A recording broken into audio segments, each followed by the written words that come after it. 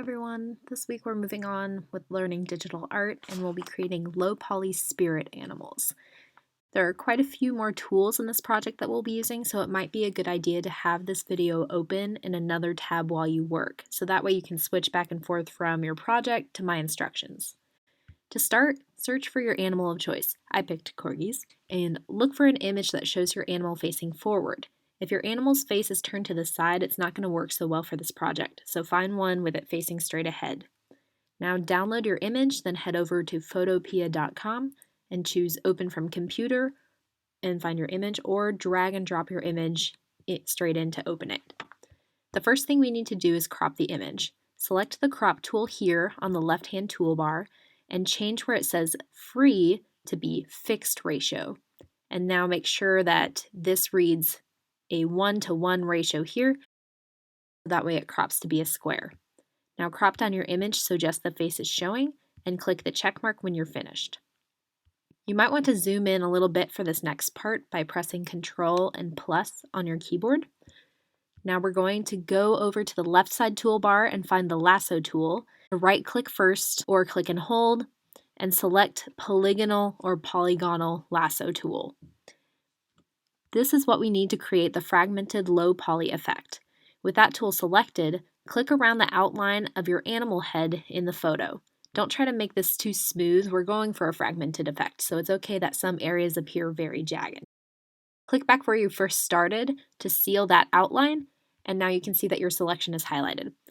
Now press Ctrl J on your keyboard, and this is going to copy that selection and paste it into a new layer. You can hide your original image by clicking this eyeball button next to the layer.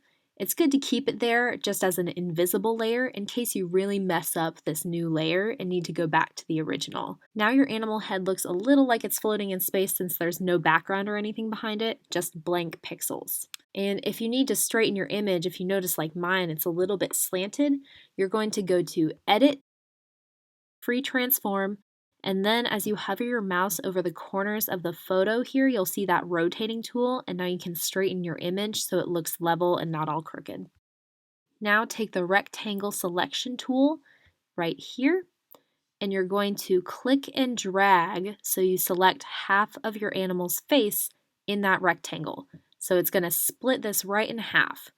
And this is important. Select the half that you don't want to use. So when you make that selection, you're going to release the click and press backspace or delete on your keyboard to delete that side. Now press Ctrl D on your keyboard to deselect the area, and now you're left with just half the face. I know this was a lot of steps to go through at once, so maybe just take a break for a couple minutes and come back to your image. So now it's time to create our low poly effect. So you're going to go back to that polygonal lasso tool. You can go over to the left-hand side and click it, or you can just press L on your keyboard, but make sure it's the one that looks like this. Now you can begin at one of the outer edges of your animal and start making triangular selections by clicking in each point. Once you make your selection, and you click back at the very start to seal that, you're going to go up to the top here, then to Filter, Blur, Average. Now everything in your selection has been averaged to a single color value. So now you're just going to go around your image and fill up the entire animal using that same tool. You're going to make your selection with your polygonal lasso tool and then go to Filter, Blur, and Average. Or if you notice, there's a shortcut here for the last used filter. So instead of having to go through all those tabs again to apply that average blur effect every time, you can click and see the keyboard shortcut for last filter. And mine is Alt-Control-F. It might be different on your computer, so just check here where it says what keys you need to press. Now I'm going to speed this up. You can see that when I make selections, I have each corner of every shape line up. Select your points, click back at the start to close the selection, and then apply that filter. And you're going to do that process through the whole image. And we're doing low poly, and poly is just short for polygon, which are just any shapes that are made up of at least 3 sides. So when I do low poly, I like to make mostly triangular shapes, but you can experiment with a lot of different shapes. I wouldn't get too crazy with the amount of sides you have in your polygon, but try to pick out where there are similar colors and group them. If I have like a mostly white area here, I might try to make sure that all of that white is in that selection. And then for the more orangey brown areas, I'll try not to go into the white when I select that orangey brown.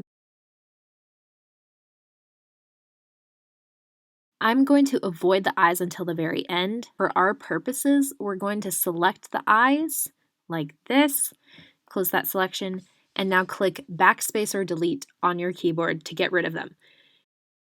It looks a little strange trying to do this low poly effect to the eyes, so when we use this image for lesson 2, we're going to fix these holes that we kind of created for the eyes. So don't worry about those now. Once you're finished with that entire half of the face, you've got all your polygons and you've got it all filled and your eyes have been cut out.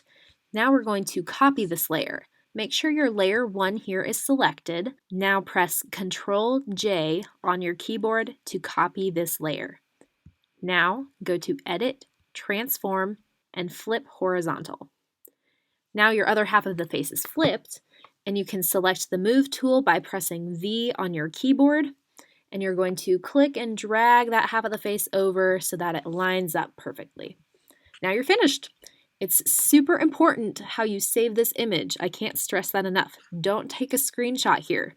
It's important that you go to File, Export As, and click PNG. So make sure you click PNG, drag the quality slider to 100%, and then save this image to use for lesson 2.